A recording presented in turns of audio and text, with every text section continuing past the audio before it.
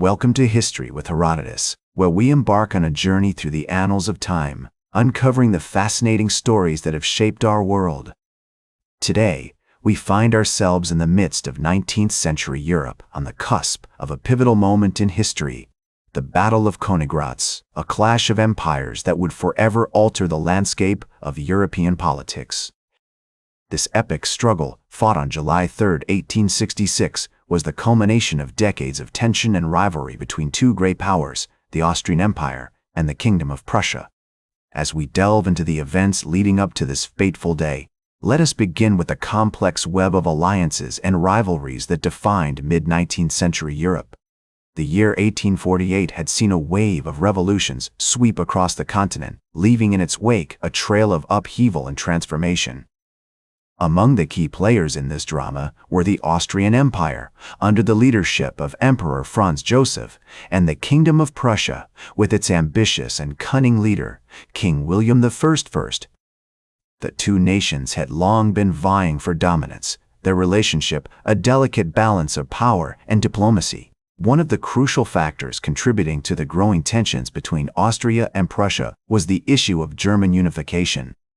For centuries, the German-speaking territories had been fragmented into numerous smaller states, with both Austria and Prussia seeking to exert their influence over these regions.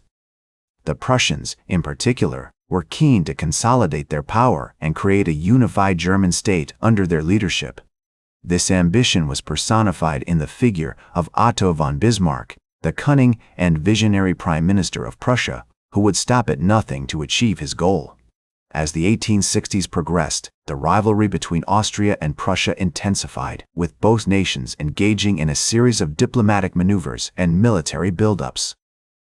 The Austrians, seeking to maintain their dominance over the German states, formed an alliance with the Kingdom of Bavaria and other southern German states. Meanwhile, the Prussians were busy modernizing their military, introducing innovative tactics and technologies that would give them a decisive edge on the battlefield. In 1866, the tensions between Austria and Prussia finally boiled over into conflict.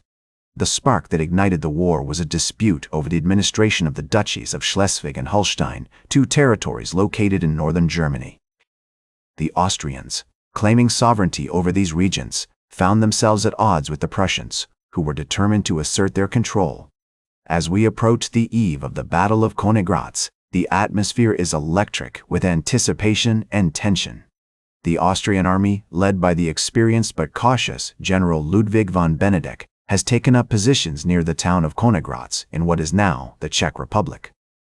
Meanwhile, the Prussian forces, under the command of King William I and his brilliant chief of staff, Helmuth von Moltke, are advancing rapidly towards the Austrian lines, driven by a sense of destiny and a determination to reshape the map of Europe. As the Prussian forces approached the Austrian lines on July 3, 1866, the air was thick with tension, heavy with the scent of gunpowder and damp earth. The Austrians, arrayed behind a series of hills and ridges, waited anxiously for the Prussians to make their move. General von Benedek, aware of the numerical superiority of his enemy, had chosen a defensive position, hoping to wear down the Prussian army through a series of bloody assaults. The Prussians, however, had other plans. Under the brilliant guidance of Helmuth von Moltke, they had developed a revolutionary new tactic, one that would change the face of modern warfare: the use of rapid mobilization and encirclement to outflank and overwhelm their opponents. As the Prussian army advanced, it split into two wings, with the First Army, led by Prince Friedrich Karl, pushing forward on the Austrian right flank, while the Second Army, commanded by the Crown Prince Frederick, drove towards the Austrian left. The battle began in earnest at around 8:00 a.m., as the Prussian artillery opened fire on the Austrian positions. The Austrian guns responded in kind, and for several hours the two armies exchanged blows, each side probing the other's defenses, searching for a weakness to exploit.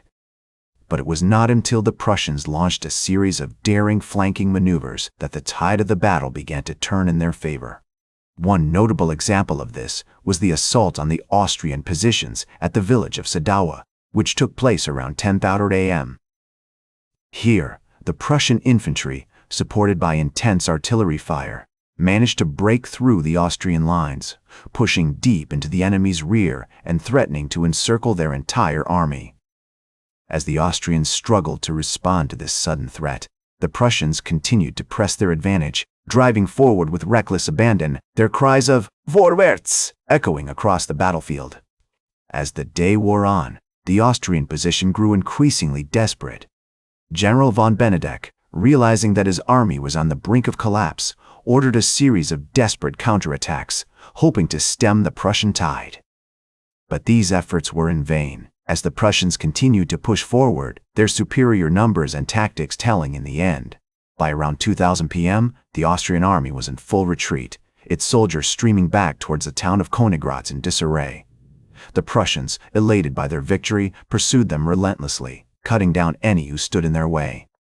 As the sun began to set on the battlefield, casting a golden glow over the carnage, it was clear that the Battle of Koniggratz had been a decisive Prussian triumph, one that would change the course of European history forever. As the sun dipped below the horizon on July 3, 1866, the Austrian army was in disarray, its soldiers fleeing in panic towards the town of Koniggratz. The Prussians, victorious but exhausted, pursued them with caution, aware that the Austrians might yet regroup and launch a counterattack. But it was not to be. By nightfall, the Austrian army had retreated in chaos, leaving behind thousands of dead and wounded, as well as vast quantities of equipment and supplies. In the days that followed, the Prussians consolidated their victory, advancing deep into Bohemia and threatening the Austrian capital, Vienna. The Austrians, realizing that further resistance was futile, sued for peace, and on July 26, 1866, the two powers signed the Treaty of Nikolsburg, which imposed harsh terms on the defeated Austrians. The treaty marked the end of the Austro-Prussian War and paved the way for the creation of a unified German state, with Prussia at its helm. The Battle of Koniggratz, as it came to be known, was a watershed moment in European history, marking the emergence of Prussia as a major military power and the beginning of the end of Austrian dominance in Central Europe. As the great German historian Heinrich von Treitschke once observed, the Battle of Koniggratz was not just a victory for Prussia, but a triumph for the idea of national unity, which would shape the course of German history for generations to come. In the years that followed, the legacy of Koniggratz continued to shape European politics. The battle marked the beginning of a new era of nationalism and militarism, as other European powers sought to emulate Prussia's military successes.